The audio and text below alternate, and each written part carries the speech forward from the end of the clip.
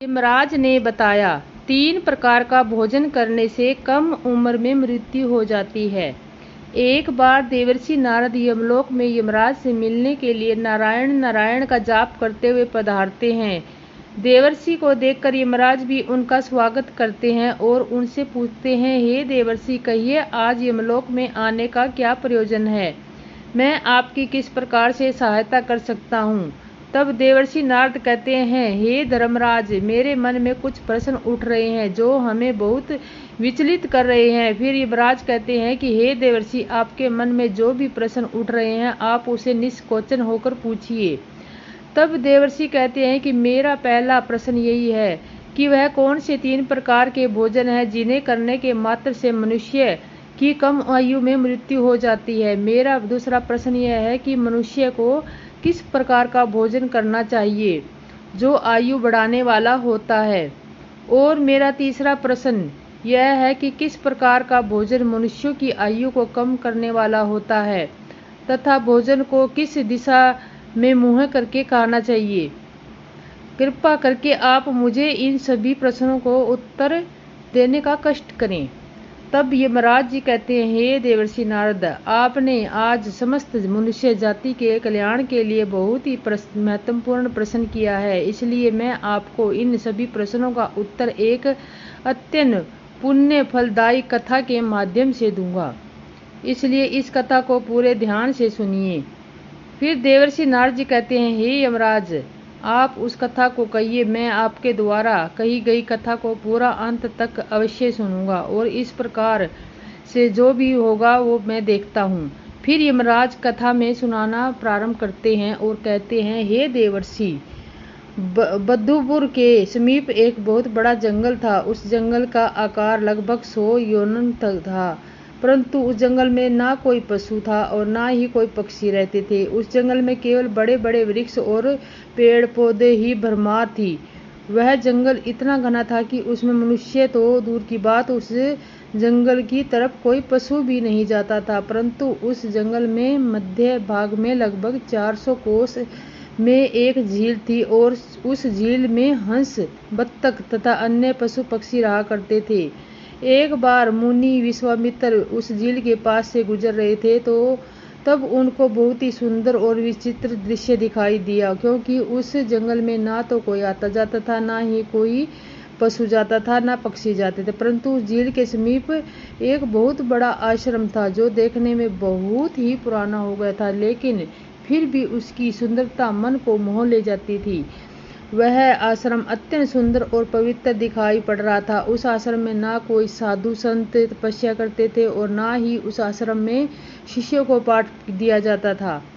वह आश्रम पूरी तरह से खाली था। फिर विश्वामित्र मुनि ने सोचा कि यहाँ कोई संत महात्मा भी नहीं है, चलो आज हम यहाँ पर विश्राम कर लेते हैं। तब विश्वामित्र मुनि एक रात के लिए उस आश्रम में ठहर गए और सुबह उठ के वे झील के पास गए तो उन्होंने रास्ते में एक मुर्दे को देखा। अब विश्वामित्र मुनि सोच में पड़ गए कि इस जंगल में तो कोई आता जाता नहीं है, तो यह लाश कहाँ से आई। वह लाश को जो पड़ी थी वह शरीर के अत्यंत बलवान और हष्ट पुष्ट जानी पड़ती थी, जिसे देखकर ऐसा प्रतीत होता था कि मानो वह किसी तरुण अदार्थ नवयुवक पुरुष की लाश हो। उस लाश को देखकर विश्वामित्र मुनि अपने अंतर्मन में कहने लगे कि यह पुरुष कौन है और इसकी मृत्यु कैसे हुई। इस जंगल में आखिरकार कोई आता जाता नहीं है। और उस मरे हुए आदमी के बारे में जानने के लिए विश्वामित्र मुनि बहुत चिंतित हो गए और यमराज जी से कहते हैं, हे देवर्षि नारद, तभी अचानक आकाश में उन्हें एक दिव्य विमान दिखाई पड़ा और वह दिव्य विमान उस झील के समीप आकर रुक गया। उस विमान में एक दिव्य पुरुष उतरा और वह पुरुष उस दिव्य विमान से उतरने के बाद उस झील में स्नान करने के लिए चला गया। अब झील में नहाने के बाद वह बाहर आया तो उस मरे हुए पुरुष का मांस खाने लगा। उसने पेट भरकर मोटे ताजे मुर्गे का मांस खाया और फिर वह दिव्य विमान में जाने लगा। वह दिव्य विमान ऐसा लग रहा था कि मानो वह स्वर्ग का विमान हो। अब वह दिव्य पुरुष उसी विमान में बैठकर स्वर्ग की ओर जाने लगा। फिर मुनि विश्वामित्र यह सब कुछ खड़े होकर देख रहे थे और विश्वामित्र मुनि ने कहा कि वह पुरुष तो अब उस दिव्य विमान में बैठकर फिर से स्वर्गलोक की ओर प्रस्थान करने लगा है। तभी उन्होंने उस पुरुष को आवाज लगाई और कहा, हे दिव्य पुरुष, तुम कौन हो? तुम देवी देवताओं के समान दिखाई पड़ने वाले हो, पर किंतु तुम्हारा भोजन बहुत ही घृणित है। तुम मुर्दे का मांस क्यों खा रहे हो? ऐसा भोजन भला कोई देवता कैसे कर सकता है? तुम्हारा भोजन तो गर्वत है। भला एक स्वर्ग से आया पुरुष ऐसा भोजन कैसे कर सकता है? ऐसा भोजन तो स्वयं यमराज भी नहीं ग्रहण करते हैं। फिर उस दिव्य पुरुष ने विश्वामित्र मुनि की तरफ देखा और उन्हें हाथ जोड़कर प्रणाम किया और कहने लगा, हे ऋषिवर, आपको प्रणाम। मेरा भोजन पहले ऐसा नहीं था। मैं भी एक सामान्य इंसान था, परंतु मेरी कुछ गलतियों की वजह से ही आज मेरा ये भोजन हो गया है। हे प्रियवर, मैं आपको बताता हूँ कि मैंने अपनी जिंदगी में कौन कौन सी गलती की है जिसकी वजह से आज मुझे यह घृणित भोजन करना पड़ रहा है। हे ऋषिवर, मैं आपको मेरी पूरी कहानी सुनाता हूँ। पूर्व काल की बात है। विभद्र प्रदेश में एक राजा था जिसमें मेरे महायशस्वी पिता वसुदेव राज्य करते थे। इनका नाम तीनों लोकों में प्रसिद्ध था। मेरे पिताजी मेरे परमाती वे कुल थे। मेरे पिताजी ने 2 विवाह किए थे जिसमें उनकी 2 पत्नियां थीं। उन दोनों पत्नियों से उन्हें एक एक पुत्र प्राप्त हुए और मैं भी, मेरा भाई, मेरा यशस्वी, मेरे परपाती में धीर व परम प्रपाती पुरुष थे। मैं अपने पिता का सबसे बड़ा पुत्र था। मेरे परम यशस्वी पिता ने मेरा नाम देव शर्मा रखा तथा मेरे छोटे भाई का नाम विजयराज रखा था। हम दोनों भाई नाम और काम दोनों से बहुत अधिक प्रसिद्ध थे। हमारी जिंदगी बहुत सुखी जीवन बीत रहा था। फिर एक दिन अचानक मेरे पिताजी का देहांत हो गया, जिसमें पिताजी की मृत्यु के बाद मुझे विभद्र देश का राजा बना दिया गया और मैं वहां सावधानी के साथ राज्य चलाने लगा। अब राज्य करते हुए कई हजार साल बीत गए। फिर एक दिन मुझे आत्मिक शक्ति के बारे में पता चला और मैं वैरागी बन गया। उसी दिन मैंने अपने पूरे राज्य में घोषणा करवा दी कि मैंने राजपाट त्यागने का निर्णय लिया है और मृत्यु पश्चात तपस्या करने का निश्चय करके जंगल में रहने के लिए चल पड़ा। फिर विभद्र देश के राज्य अपने छोटे भाई विजयराज को सौंप दिया और उसे राजा बना दिए। उसके बाद फिर मैं वहां से एक झील के पास आ गया और यहाँ आकर मैंने कठोर तपस्या करना प्रारंभ कर दिया। मैंने 80,000 वर्षों तक इस झील के पानी में बैठकर तपस्या करता रहा, जिससे मेरी तपस्या को देखते हुए सभी देवता गण मुझे प्रसन्न हुए। मेरी तपस्या के प्रभाव से मुझे ब्रह्मालोक की प्राप्ति हुई, लेकिन ब्रह्मालोक पहुंचने के बाद भी मुझे भूख और प्यास अधिक सताने लगी, क्योंकि ब्रह्मालोक में किसी को भी ना तो भूख लगती है और ना ही प्यास लगती है। ना ही वह मनुष्य मर सकता है और अजर अमर अविनाशी हो जाता है, परंतु मेरी किस्मत इंद्रियों भूख से तिल मिला रही उठी। हे मुनिवर, मैंने इसी दुविधा के निर्वाण के लिए मैंने ब्रह्मालोक के श्रेष्ठ देवता ब्रह्मा जी के पास गया और उनसे पूछा, हे भगवान, मैंने तो सुना है कि ब्रह्मालोक में किसी भी प्राणी को भूख और प्यास नहीं लगती, फिर मुझे भूख और प्यास इतना क्यों सता रही है? यह भूख मेरा पीछा क्यों नहीं छोड़ रही है? कृपया आप मुझे इस बात को बताइए कि मैं ऐसी कौन सी चीज का सेवन करूं जिससे मुझे भूख की तृप्ति हो जाए। फिर महादेव ने मुझसे कहा कि पृथ्वी पर दान धर्म करने से ही व्यक्ति इस लोक से भूख प्यास से मुक्त हो पाता है। परंतु हे राजन, आपने अपने जीवन काल में कभी ना तो दान किए है और ना ही द्वार पर आए को भिखारी की भिक्षा दी है। आप एक राजा थे, आपने अपने राजमहल की समस्त प्रजा को खुश रखा, परंतु आपने राजमहल में रहकर भी द्वार पर आए अतिथियों को भोजन नहीं दिया। आपने सदैव ही अनुचित भोजन किया और साथ ही आप बिना स्नान किए भोजन किया करते थे, जो कि शास्त्रों के हिसाब से गुनाह माना गया है। साथ ही भोजन शुरू करने से पहले तुमने कभी ईश्वर का ध्यान नहीं दिया, क्योंकि अगर आपको भोजन की प्राप्ति हो रही है तो वह जिसकी वजह से हो रही है, आपको उसके लिए प्रार्थना करनी चाहिए और वहीं आपने नहीं किया।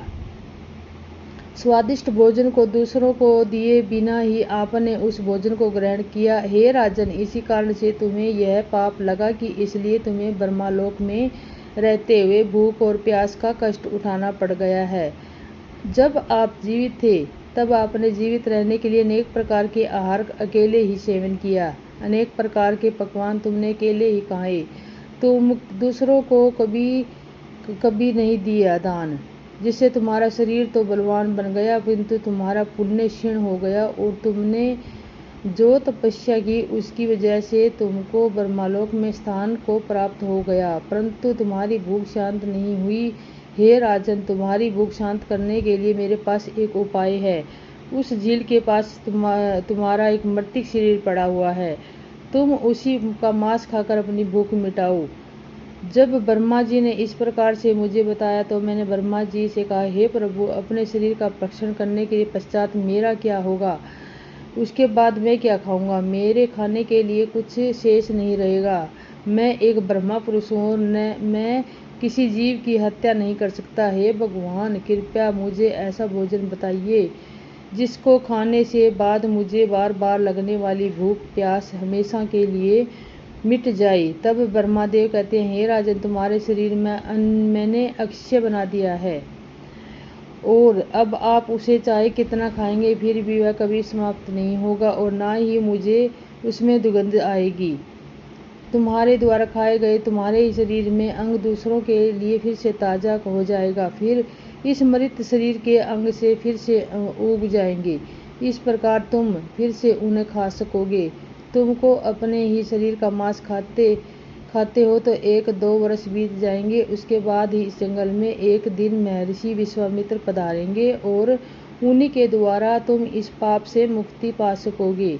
इस प्रकार ब्रह्मा ने ब्रह्मा जी से उस राज्य को इसके पीछे का कारण बताया तो उस दिन दिव्य पुरुष ने सारी हकीकत महर्षि विश्वामित्र को बता दी और कहने लगे कि हे ऋषिवर, मेरा शरीर कभी नष्ट नहीं होता और मैं रोज आकर अपने शरीर का कच्चा मांस खाता हूँ, यही मेरा आहार है। जाने कब ऋषि विश्वामित्र यहाँ पर पधारेंगे और मुझे इस कष्ट से मुक्ति दिलवाएंगे।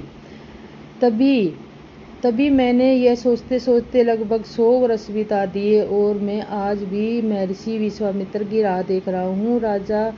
राजा देवराज का इस प्रकार से कथन सुनकर महर्षि विश्वामित्र बोले, हे राजन, कहो आपने सौभाग्य से मैं यहाँ पर आया हूँ। मैं भी मुनि विश्वामित्र हूँ। कहिए राजन, मैं तुम्हारी किस प्रकार से सहायता कर सकता हूँ? तब राजा देवराज अत्यंत प्रसन्न हुए और जमीन पर लेटकर विश्वामित्र के चरणों की वंदन करने लगे और राजा देवराज ने कहा कि मुनिवर, कृपया आप मुझे इस घृणित आहार से मुक्ति दिला दीजिए तथा जिस पाप के कारण मुझे यह प्राप्त हुआ है उस पाप से मुझे मुक्त कीजिए। मैं इस प्रकार का भोजन करते करते निराश हो चुका हूँ। कृपया आप मुझे इस घृणित भोजन से मुक्ति कीजिए। इस भोजन से मुक्त होने के बाद मुझे अक्षय लोक की प्राप्ति हो सकेगी। हे ऋषिवर, कृपया आप मुझ पर कृपा करें। फिर राजा देवराज की दुख भरी बातें सुनकर मुनि विश्वामित्र को उन पर दया आ गई, जिससे महर्षि विश्वामित्र ने उस राजा के शरीर को जैसे ही छुआ, उस राजा का मृतिक शरीर वहां से अदृश्य हो गया और वे उस पाप से मुक्त हो गए। फिर देवर्षि विश्वामित्र से आज्ञा लेकर वह दिव्य विमान में बैठकर ब्रह्मालोक और चले गए। अब यमराज भी देवर्षि नारद को समझाते हुए आगे कहते हैं, हे देवर्षि, इस प्रकार से उस राजा देवराज को दान न करने से पाप से मुक्ति मिली, उसी ठीक प्रकार उचित भोजन करने के कारण ही विविध देश के महाराज को ब्रह्मालोक में रहने पर तृप्ति नहीं मिली और उन्हें पृथ्वी लोक पर आकर समय का ही मांस खाना पड़ा। फिर यमराज कहते हैं, हे देवर्षि नारद, अब मैं तुम्हें भोजन के कुछ नियम बताता हूँ, आप इन नियमों को ध्यान से सुनिए।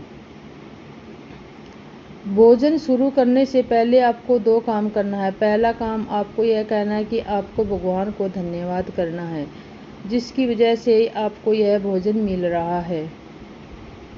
दूसरा काम आपको भोजन शुरू करने से पहले यह करना है कि थोड़ा सा अन्न भूमि पर रखना, ताकि देवता, पशु, पक्षी, सर्प, दैत्य तथा प्रेत पिशाच जो अपने कर्म बंधन से बंधे हुए हैं, उन सभी को अन्न की प्राप्ति हो। यदि भोजन करते समय कोई अतिथि आ जाए तो उसका स्वागत करें, उसे आसन देकर प्रणाम करें, उसका सत्कार करें, फिर से उसे श्रद्धापूर्वक भोजन कराकर विदा करें, क्योंकि जिसके घर में अतिथि निराश होकर लौट जाता है, उसे वह अपने पाप देखकर उसके शुभ कर्मों को ले जाता है। फिर यमराज जी आगे कहते हैं, हे देवर्षि नारद, भगवान श्री कृष्ण ने समय बताया कि पिता के घर में रहने वाली विवाहित कन्या, दुखिया और गर्भ धारण की हुई स्त्री तथा वृद्ध को भोजन कराने से बाद ही भोजन करना चाहिए।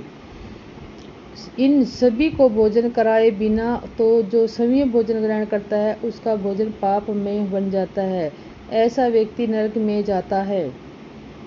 और जो स्नान किए बिना ही भोजन करता है, उसका भोजन मैल मक्खन के समान होता है। जो मनुष्य बालक एवं वृद्ध आदि के हिस्से का भोजन करता है, उसका भोजन विष के समान हो जाता है। जो बिना दान किए ही भोजन ग्रहण करता है, उसका भोजन विष के समान बन जाता है। मनुष्य को कभी भी दुराचारी व्यक्ति द्वारा दिया गया अथवा दूसरा द्वारा अपमानित कर दिया जाने वाला भोजन गलती से भी ग्रहण नहीं करना चाहिए, इससे उस मनुष्य को पाप लगता है। भोजन को एकाग्र चित्त होकर करना चाहिए। प्रथम मीठा, फिर वह लक्षण, लवण और खट्टा। प्रथम मीठा और खट्टा, अंत में तीखे पदार्थ का सेवन करें। प्रथम 3 निवाले मौन होकर ग्रहण करने चाहिए। ऐसा करने से व्यक्ति के सभी पाप कर्म दुष्ट नष्ट हो जाते हैं और पुण्य कर्म बढ़ने लगते हैं, और भगवान श्री कृपा से उसके जीवन में कभी भी अन्न की कमी महसूस नहीं होगी। फिर यमराज जी आगे कहते हैं, हे देवर्षि नारद, पूर्व दिशा में बैठकर भोजन करने से व्यक्ति रोगों से, मानसिक तनाव से मुक्त हो जाता है। बीमार बुजुर्गों को पूर्व की ओर मुख करके भोजन अवश्य करना चाहिए। इसके उनके स्वास्थ्य का सुधार हो जाता है, क्योंकि पूर्व दिशा उगते हुए सूर्य की दशा होती है और सूर्य देव बल, आरोग्य तथा दीर्घायु प्रदान करके विद्या की आशा रखने वाले मनुष्य को उत्तर दिशा की ओर मुख करके भोजन करना चाहिए। यह दिशा देवी सरस्वती की दिशा है। ध्यान रहे, दक्षिणी दिशा की ओर मुख करके भोजन गलती से भी ना करें, और यह मृत्यु की दिशा होती है। इस दिशा में मुख करके भोजन करने से आयु कम होती है। टूटे फूटे बर्तनों में भोजन नहीं करना चाहिए, क्योंकि यह दुर्भाग्य को निमंत्रण देता है। जिसके घर में गरीबी आती है, भोजन हमेशा थाली में ही करना चाहिए। गंदी थाली में भोजन करने से जीवन में दुर्भाग्य आता है। एकादशी के दिन तामसिक अन्न भोजन का सेवन करें। जो मनुष्य एकादशी के दिन तामसिक अन्न अर्थात मांस का सेवन करता है, देवी लक्ष्मी उस घर को छोड़कर चली जाती है। वहाँ भोजन का अनादर होता है, इसलिए थाली में जितना आवश्यक है उतना भोजन लें। अगर कोई व्यक्ति साथ भोजन कर रहा है तो उसका भोजन समाप्त होने तक बैठे रहना चाहिए, बीच में ही उठकर नहीं जाना चाहिए। इससे पितृदेव नाराज हो जाते हैं। भोजन करने के बाद थाली में हाथ धोना अनुचित माना गया। थाली में हाथ धोने से अन्न का अपमान होता है। भोजन करने के बाद थाली में हाथ धोने वाले लोग नीच योनि में जन्म लेते हैं। सबसे महत्वपूर्ण बात ध्यान रहे कि व्यक्ति को बिस्तर पर बैठकर कभी भी भोजन नहीं करना चाहिए। ऐसा करने से व्यक्ति कई प्रकार के रोगों से ग्रस्त हो सकता है। भोजन करते समय दिशाओं का ध्यान रखना बहुत ही आवश्यक होता है।